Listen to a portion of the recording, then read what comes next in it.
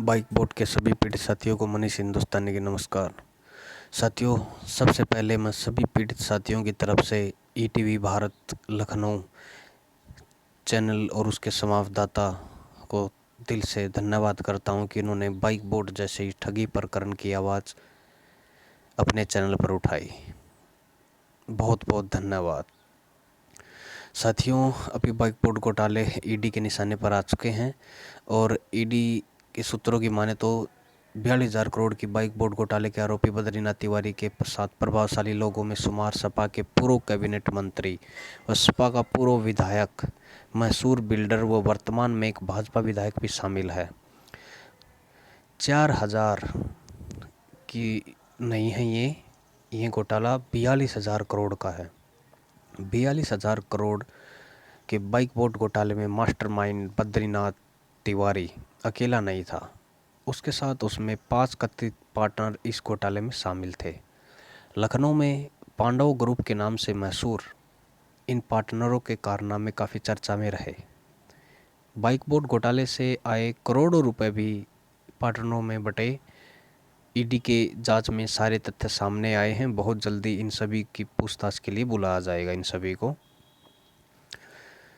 कई सफ़ेद पोस्ट भी इस घोटाले में नपेंगे। ईडी सूत्रों की माने तो 42,000 करोड़ की बाइक बोट घोटाले के आरोपी बद्रीनाथ तिवारी के साथ प्रभावशाली लोगों में शुमार सपा के पूर्व कैबिनेट मंत्री, सपा का पूर्व विधायक मैसूर बिल्डर व वर्तमान में एक भाजपा विधायक भी शामिल है। इसीलिए इस घोटाले का आवाज़ ना तो कोई विपक्ष उठा रहा है और ना ही सत्ता पक्ष उठा रहा है। ना ही भाजपा पार्टी उठा रही है, ना ही कांग्रेस, ना ही सपा, ना ही बसपा वगैरह जितनी भी ये तमाम राजनीतिक पार्टियां हैं। इसलिए कोई भी इस मुद्दे पर चूं भी नहीं कर रहा है। क्यों करें? आखिर क्यों करें चूं? क्योंकि उसमें उनको यहाँ ऐसा खाने को मिला, लेकिन कि उनका पैसा ठगा गया है। लेकिन इस चुप्पी का खामियाजा विपक्ष को नहीं, सत्ता पक्ष को भुगतना पड़ेगा आने वाले चुनाव के अंदर। अगर वो हमारी जो पिछली हमने वीडियो डाली थी उसके अनुसार काम नहीं करते हैं तो जल्द से जल्द पीड़ित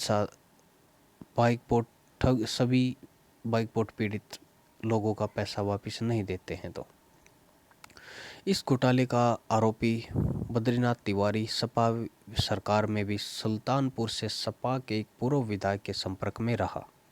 पूर्व विधायक ने ही सपा की अखिलेश यादव सरकार में कैबिनेट मंत्री रहे व रिटायर्ड आईएएस के बेटे से मुलाकात करवाई और फिर विधायक ने ही सुल्तानपुर हाईवे पर टाउनशिप बना रहे मैसूर बिल्डर व सुल्तानपुर के ही एक भाजपा विधायक से मास्टरमाइंड बद्रीनाथ तिवारी का परिचय कराया। ईडी को कुछ ऐसे सबूत भी मिले हैं जिसमें इस कथित पार्टनरों के मास्टरमाइंड बद्रीनाथ तिवारी के जीआईपीएल कंपनी के जरिए 4,000 करोड़ ये 42,000 करोड़ का घोटाला है। 42,000 करोड़ के घोटाले में कथित हिस्सेदारी की बात भी सामने आ रही है। खंगाले जा रहे हैं बैंक ट्रांजैक्शन। बाइक बोट घोटाले के आरोपी बद्रीनाथ तिवारी के बैंक ट्रांजैक्शन की डिटेल खंगाली जा रही है।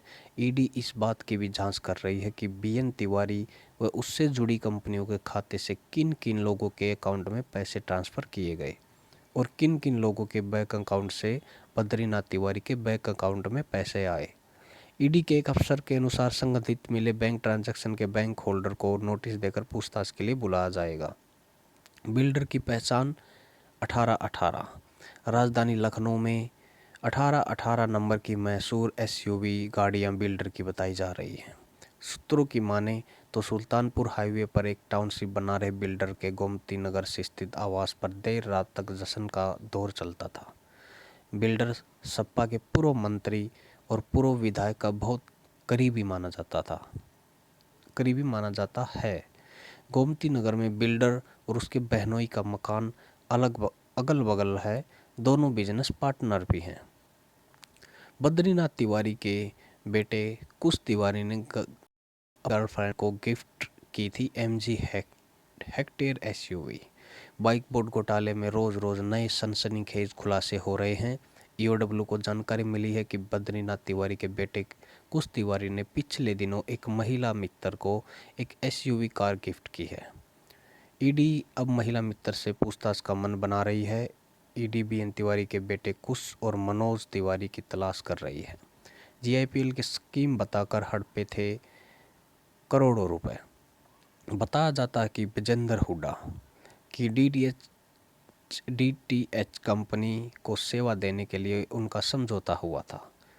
इसी दौरान विजेंद्र हुड्डा ने बद्रीनाथ तिवारी की मुलाकात संजय भाटी से कराई थी। उसके बाद जीआईपीएल की स्कीम बताते हुए जुड़ने को कहा गया। उन्होंने अपने बेटे मनोज तिवारी और कुश तिवारी को भी अपने टीवी चैनल का निदेशक बना दिया। संजय भाटी ने अपनी कंपनी में उन्हें वित्तीय सलाहकार व प्रशासनिक संचालक बना दिया। बद्रीनाथ तिवारी ने करीब 41 करोड़ रुपए इन कंपनियों में अपनी ग्रुप की कंपनियों के खाते में ट्रांसफ़र किए। ये खबर है साथियों, ताज़ा अपडेट है बाइक बोर्ड का। और सभी पीड़ित साथियों से मैं आग्रह करता हूँ कि जितने भी साथी अभी तक शिकायत दर्ज नहीं करवा पाए हैं वो जल्दी से जल्दी अपनी पक्की एफआईआर दर्ज करवाएं।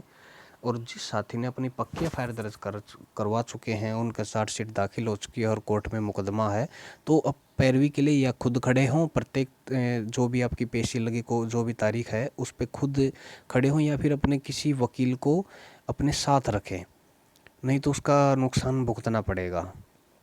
और एक कुछ ठग ऐसे हैं जिनके ऊपर अभी पता नहीं क्यों जांच एजेंसियां ढिलाई बरत रही हैं, भूदेव जैसे ठग। और ये कर्णपाल का जो साला वीरेंद्र मलिक, उसका नाम क्यों नहीं आ रहा है? हम जवाब मांगते हैं क्यों नहीं आ रहा है। वीरेंद्र मलिक का एफआईआर के अंदर नाम है, उसको पकड़ते क्यों नहीं?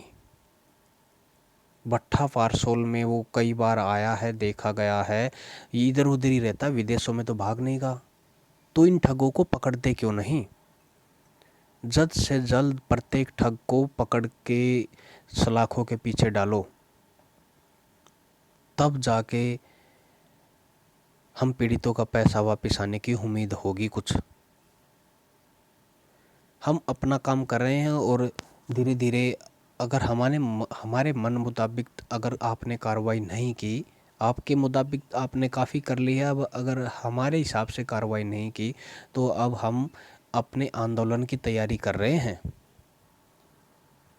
अब फैसला आपके हाथ में है कि आपको अपने हिसाब से कार्रवाई करनी है या फिर पीड़ितों के हिसाब से कार्रवाई करनी है। जल्द से जल्द प्रत्येक ठग को पकड़ के जेल की सलाखों के पीछे भेजने का काम करें जांच एजेंसियां, और सरकार भी ज़्यादा से ज़्यादा दबाव डाले इनके ऊपर।